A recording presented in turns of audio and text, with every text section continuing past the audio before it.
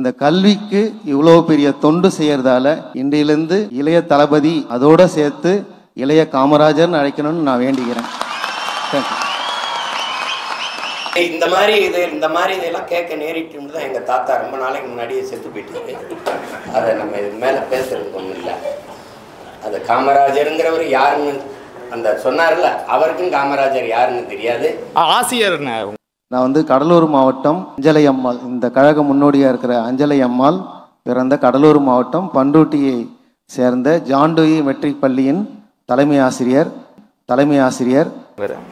அதான் ஆசிரியருக்கு தெரியல அவர் என்ன படிச்சாரோ, காமராஜரை படிக்கல, அது தெரியுதுல்ல. காமராஜர் 50 படம் நடிச்சு முதலமைச்சராக வரல, அரசியலுக்கு வரல. அது அடிப்படையில் எதையாவது பேசி வைக்கிறது. ஆசிரியர் பேசுனா இப்போ முதல்வர் ஐயா ஐயா கருணாநிதி பிறந்த நாளை செம்மொழி நாள்னு சொன்னால் கட்சிக்காரன் ஏற்பான். தமிழ் மக்கள் இந்த இன உணர்வு மாணவன் உண்ட தமிழன் ஏற்பானா? சார், திமுக பொதுக்குழுவில் 27 தீர்மானம் நிறைவேற்றிருக்காங்க. அதில் ஜூன் 3ஆம் தேதி கருணாநிதி அவர்களோட பிறந்தநாளை செம்மொழி நாளாக கொண்டாட தீர்மானம் நிறைவேற்றிருக்காங்க. எப்படி பார்க்குறீங்க? கருணாநிதி அவர்களுக்கும் செம்மொழிக்கு என்ன சம்பந்தம் இருக்குது? ஐயா கருணாநிதிக்கும் செம்மொழிக்கு என்ன சம்பந்தம் இருக்குது? நீங்கள் கொண்டாடினா நான் முதலமைச்சர் ஆகிட்டேன், மறுபடியும் கொண்டாடுவீங்களா, திண்டாடுவீங்களா? இதெல்லாம் சேட்டதானே. என் மொழி செம்மொழியாக இருந்ததா, நீங்கள் செம்மொழியாக ஆக்குனீங்களா? யார்கிட்ட பதில் இருக்கு? தமிழ் செம்மொழியா நீங்கள் ஆக்குனதுனால செம்மொழியா? இந்தியாவை நீங்கள் ஆளும்போது காங்கிரஸ் கூட்டணி இருக்கும்போது செம்மொழின்னு சொன்னதுனால, அதை அறிவிச்சதுனால என் மொழி செம்மொழியாச்சா?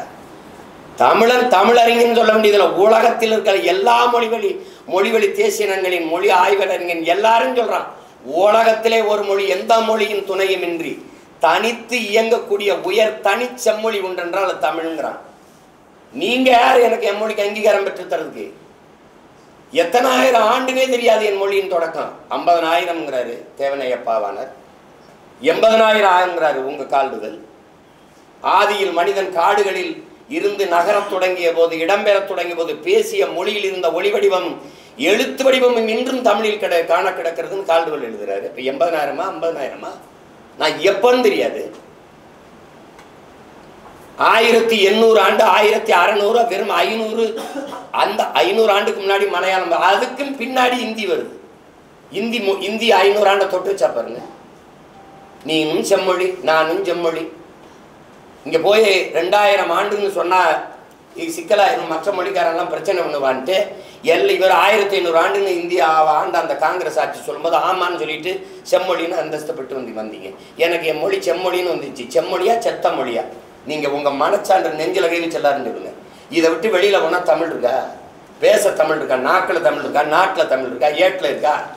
எங்கே இருக்கு தமிழ்? அப்போ செம்மொழின்னு சொல்லிட்டா, செம்மொழிக்கு ஒரு பூங்கா வச்சுட்டா, செம்மொழி நாள் கொண்டாடிட்டா மொழி வாழுமா? நீங்க தமிழ்நாட்டின் முதலமைச்சர் பேசுறீங்க, வர்த்தகர்கள் வணிகர்கள் மாநாட்டில் என்ன பேசுறீங்க? தமிழ்ல எழுதுங்க, பெயர் பலகை எப்படி எழுதுங்க? ரெயின்போன்னு எழுதுங்கிறீங்க. இதான் என் தமிழை வளர்க்கிறதா? இதான் தமிழ் மீட்சியா? ரெயின்போன்னு எப்படி எழுதுறது? அதான தங்கிலீஷ்.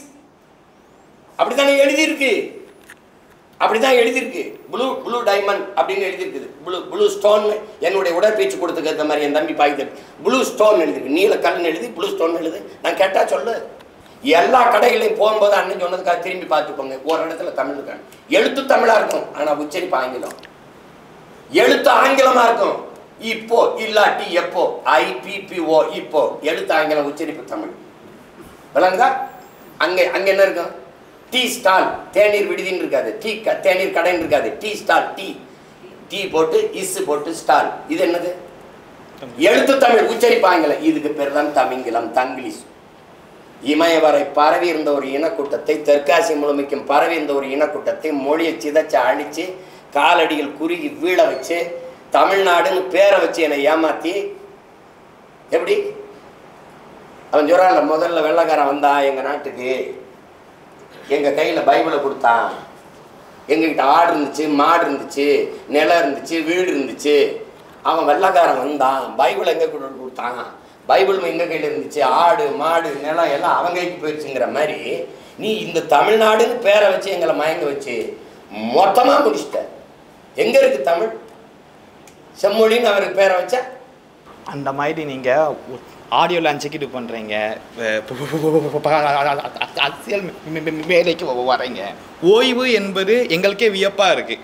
ஓய்வை பற்றி நீங்கள் சொல்லுங்கள்.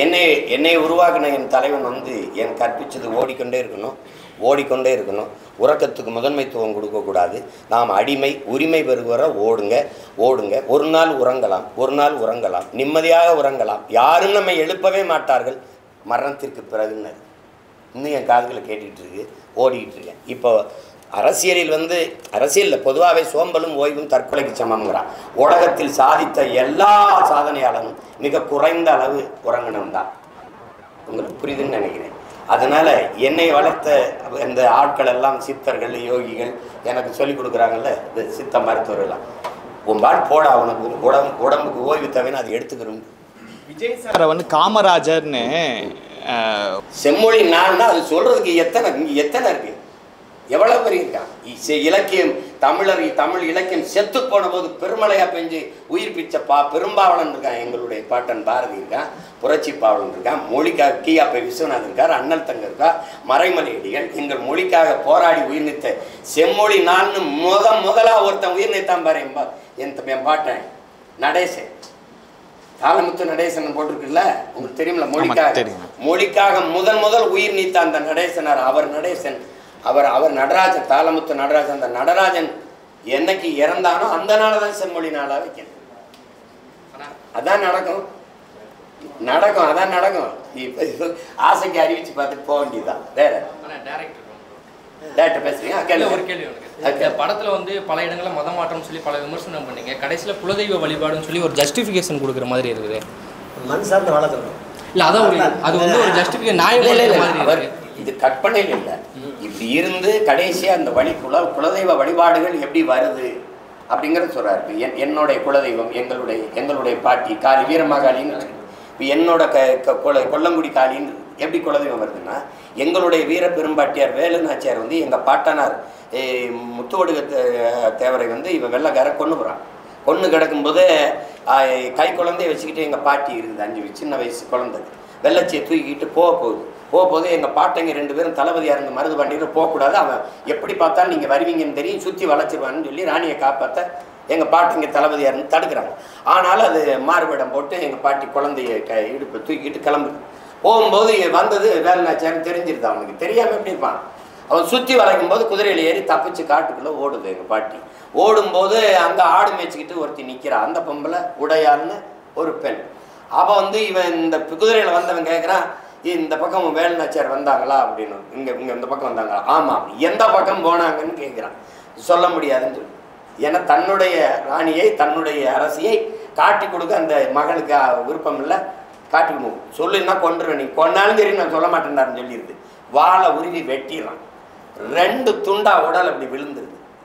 அப்போ என் சனம் ஓடியாரு, என் மக்கள் ஓடியாந்து நம்ம பாட்டியை, நம்ம அரசியை காட்டி கொடுக்காம வெட்டு, ஒரு உடல் 2 துண்டா விழுந்து இந்த உடையார் செத்துட்டாடா அப்படின்னோடனே அந்த ரத்தமாக கிடந்தவளை கும்பிடுது. தாயே அப்படின்னு அன்னையிலேருந்து எங்கள் குலதெய்வமாயி வெட்டு உடையால் காலி ஆயிட்டான். புரியுதா உங்களுக்கு? அப்படித்தான் குலதெய்வங்கள் உருவாகும்.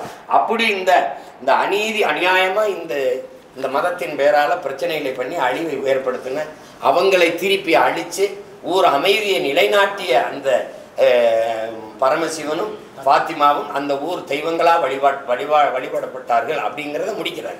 அதாவது எந்த மதமா இருந்தாலும் குலதெய்வ வழிபாட்டு திரும்பணும் அப்படிங்கிறத எடுத்துக்கலாம். எல்லாருக்கும் குலதெய்வ வழிபாடு இருக்குல்ல, இல்ல திரும்பணும்னு கேட்குறேன். திரும்பணுங்கிறதுல இப்ப நாங்க திரும்புறோங்கிறது, நீங்க திரும்புங்க, திரும்பி பார்க்காம கூட போங்க, இருக்கிறத சொல்லுவோம். இதை திரும்ப சொல்லிட்டாரு சீமா.